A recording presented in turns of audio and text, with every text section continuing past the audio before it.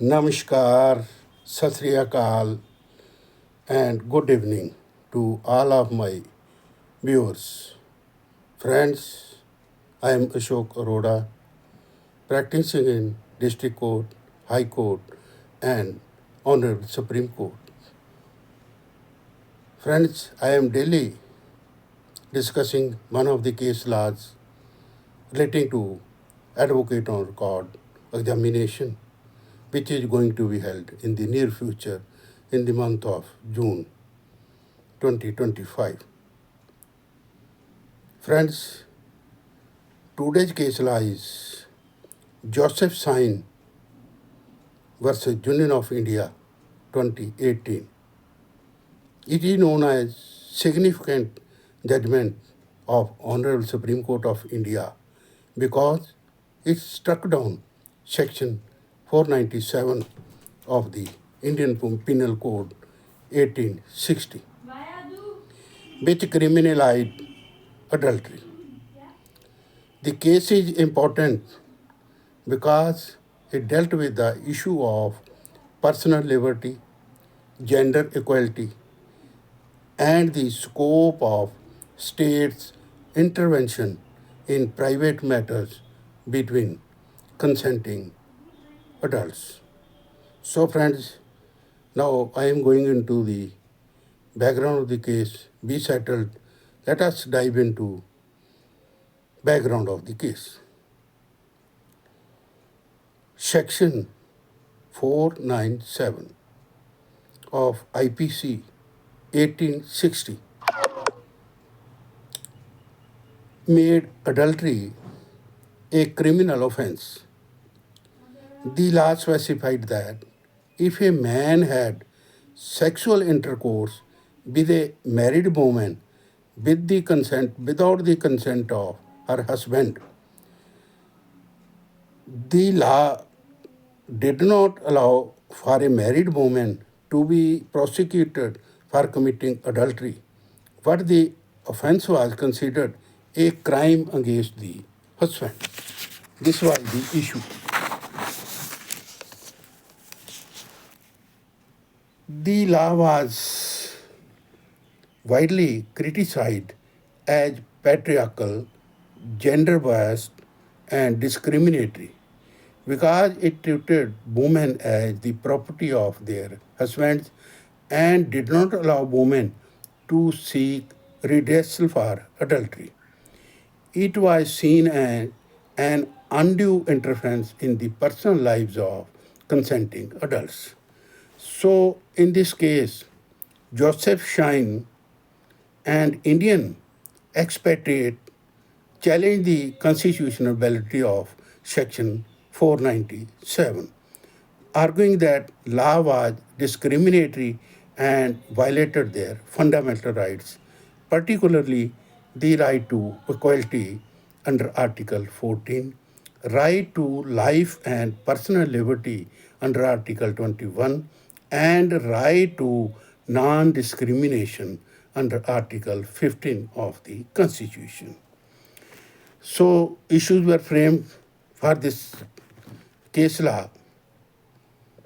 First one was whether Section 497 of IPC 1860 criminalizes adultery, violates the fundamental rights granted under the Constitution, particularly Article 14, Article 15, and Article 21 of the Constitution. Second was whether adultery should be treated as a criminal offence or as a matter that should be resolved in a civil domain, such as in divorce proceedings, and whether it is appropriate for the state to intervene in personal relationship between consenting adults.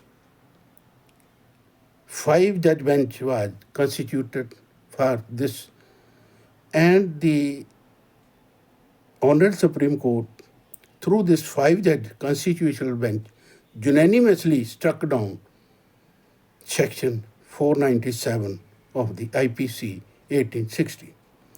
The court ruled that the provision violated the right to equality and personal liberty granted in the Indian Constitution. The court held that the law was unconstitutional because it treated women as the property of their husbands, which was a discriminatory and outdated concept that had no place in modern society. Honorable Court emphasized that personal autonomy and individual freedom were central to the right to life and personal liberty under Article 21 of the Constitution.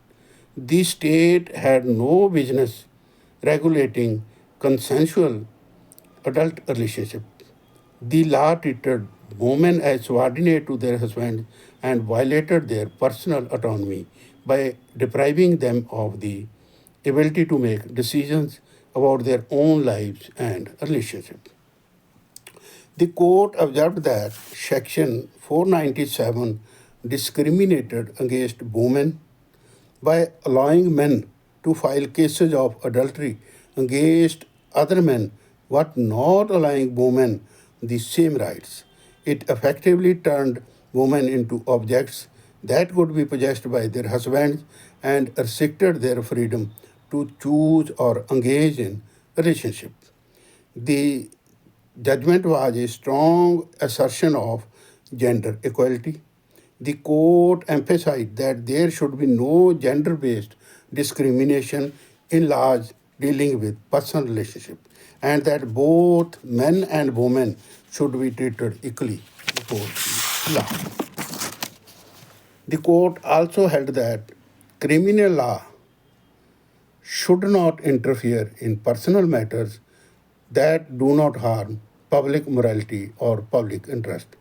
Adultery was seen as a matter that should be addressed within the framework of civil law, especially in the context of marital relationship, such as through divorce proceedings. This judgment reinforced the right to privacy in personal relationship and concluded that the large intrusion into such matter was unjustified. The court recognized that adultery, while a personal wrong, was not necessarily a crime that warranted state intervention through criminal sanctions. Although the Honorable Court decriminalized adultery, it did not legalize it. The court clarified that while adultery would be no longer punishable under criminal law, it could still be used as a ground for divorce or civil remedies in family courts.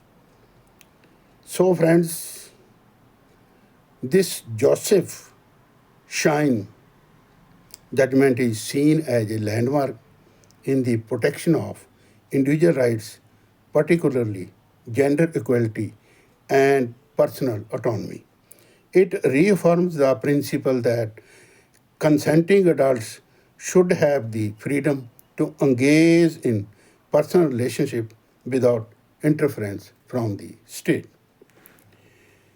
The judgment marks a shift in the approach to personal relationship, recognizing that certain matters, such as adultery, should be dealt with in the realms of civil law rather than through criminal justice system. It removed the stigma associated with adultery by making it no longer a criminal offense. By striking down Section 497, Honorable Supreme Court took a bold step toward achieving gender equality in the legal system, ensuring that laws would no longer discriminate based on gender. This decision was hailed as a progressive move in favor of women's rights and gender justice.